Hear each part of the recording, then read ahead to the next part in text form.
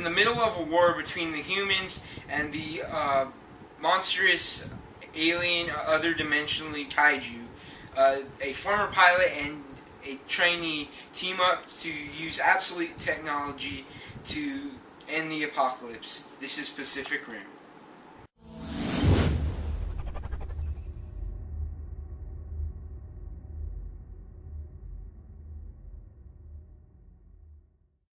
Here is my review for Pacific Rim.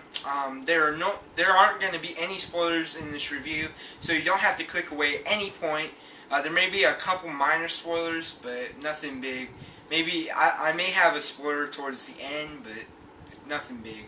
Nothing huge, nothing medium-sized, nothing like that. But anyway, this goes without saying, I was extremely excited for Pacific Rim.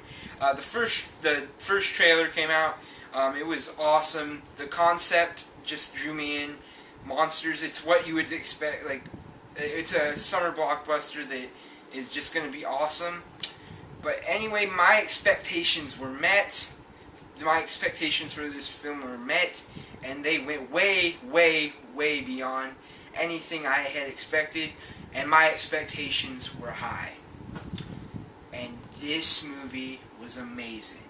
It was awesome. It was supercalifragilisticexpialidocious. Yes, it was that great. It was better than Iron Man 3 and Man of Steel. Man of Steel has decreased over time in my enjoyment rating. The first time I saw it, I enjoyed the action and everything.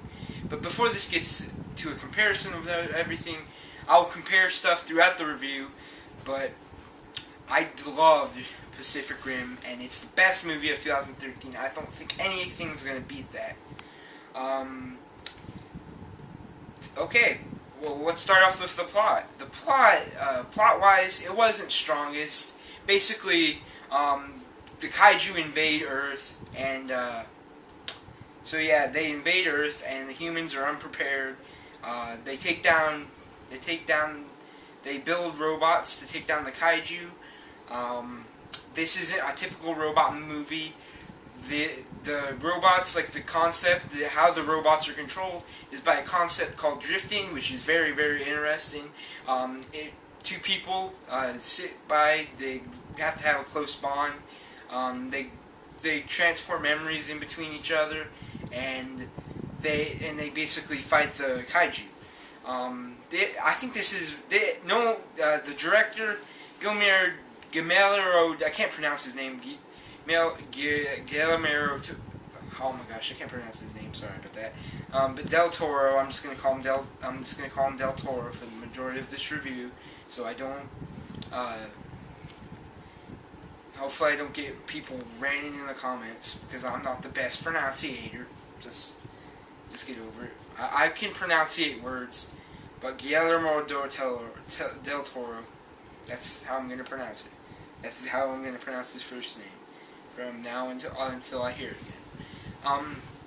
But when he directed this movie, it is a masterpiece from him. It is almost perfect in my eyes as far as a summer blockbuster. This type of movie. The plot isn't very good, but the world it's built in is just amazing. Yeah, like the world it's been in, it's very real, very good, very solid. Like, it's actually believable. Like, not so much dialogue, like the characters. What really makes the world is the characters and how their interactions and everything. Not dialogue, not like script wise, but the characters are very, very interesting.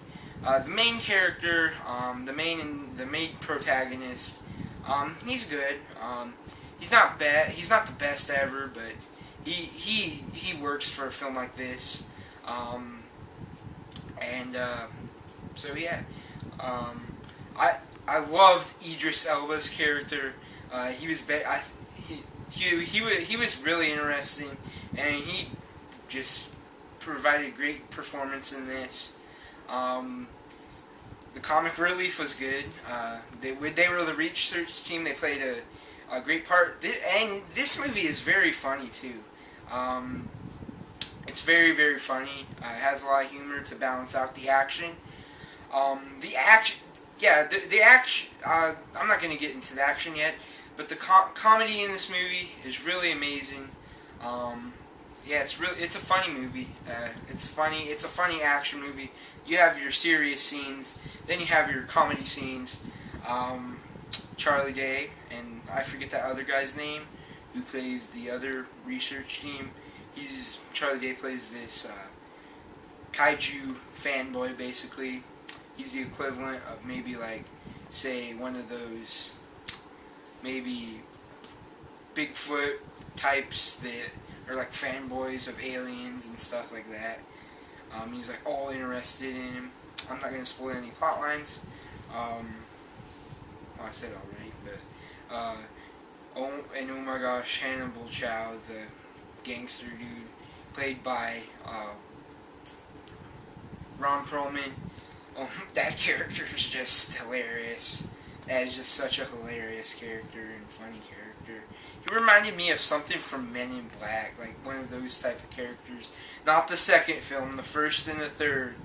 Those comedic characters, just so you know.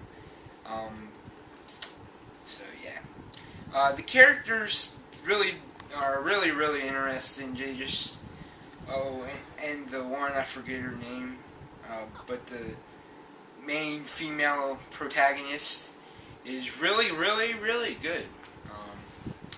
She's better than the male protagonist, the main male protagonist, in my opinion. But good, great. So yeah.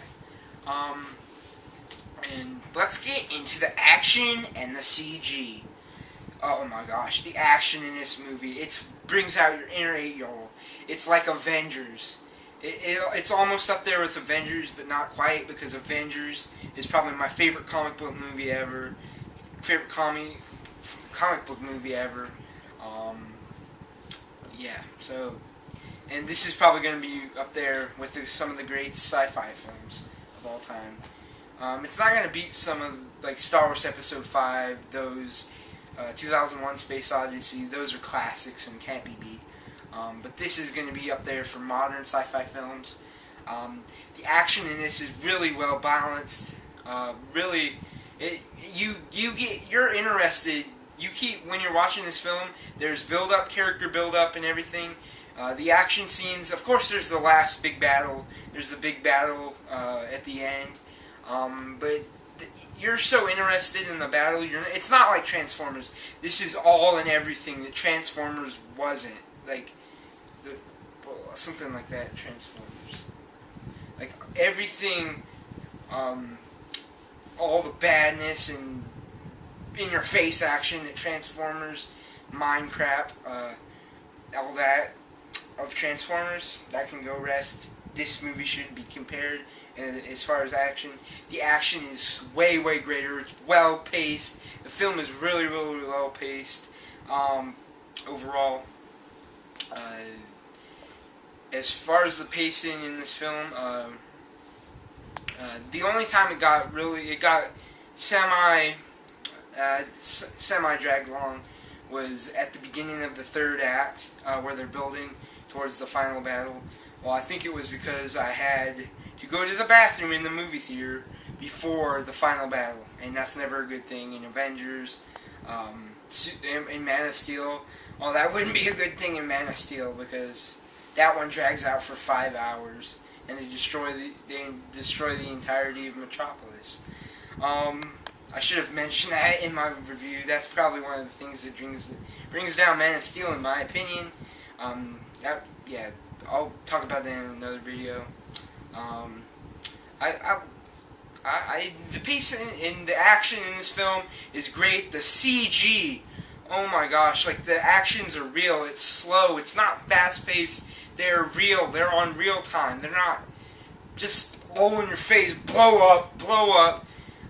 Everyone dies, all that crap. What else? The CG in this film, it makes it look real. It makes robots and monsters look real in a sense. It's more realistic than some CGI we've done. It's very stylistic, and the movements, the CG movements, they just look so amazing and awesome. It's mostly because of Del Toro's directing style. His directing style is what made this movie so great, in my opinion. Monsters, it gave us what we expected. It's monsters. It's just Japanese monsters like Godzilla and Moth and whatever, Moth Beast and all that, fighting robots. It's probably the closest we'll ever get to a Power Rangers movie. I've never been the biggest fan of Power Rangers. Like when I was little, I never watched it much, because it wasn't really the golden age of Power Rangers at that time. I remember watching this one show when I was around 6 or 7, and I watched that and I enjoyed that show. But beyond that, I don't really follow Power Rangers or watch it that much. But this is just a great movie overall. It's just an amazing movie, awesome movie, a masterpiece in my opinion. 9.5 out of 10, the best movie of the year. Please go see it. Please go see it. Anyone that goes to see Grown Ups 2 in the theater, I'm name dropping it. I am going to name drop this. If Grown Ups 2 and Despicable Me 2 make more money than this masterpiece, this awesome film, this awesome sci-fi film, this awesome just action summer blockbuster, it's just gonna make me sad. It's just, as Eric Striffler of PMI pointed out on his Facebook post, he's just he can't fall asleep because of it. It's just sad. Oh, and there's another scene. This is the only minor spoiler. Stay around until the credits officially start. There's a little funny scene before the credits officially start. Like there's the credits, like where you have your action scenes, mid-credits basically, mid-credit. You have your action, your logos, your 3D initial credits. Then you have your after credits, which is the long black scroll on the screen. You'll probably enjoy this scene after you see a certain scene in the film with Ron Perlman in it as Hannibal Chow. That's probably the only character I'm going to remember from this. Because of Ron Perlman. This is a 9.5 out of 10. I recommend you guys to go see this right now, this weekend, tomorrow night, Sunday night, whenever you get to see it. If you can't get there this weekend, get whenever you can. Just give this money so we can have a franchise from this, because if we get a franchise from this, it is going to be awesome. Maybe we'll get the equivalent of Empire Strikes Back, of sci-fi films with Pacific Rim 2 or whatever you want to call it. But anyway, this has been Alkali for my review of Pacific Rim. Remember to comment, rate, and subscribe. Hope you guys enjoyed the review. Follow me on Twitter. Subscribe to my backup account where you'll get bloopers, comedy, joke videos, stuff like that. Pranks, stuff like that. But anyway, guys, this has been Alkali for now. I'll see you guys next time. Bye.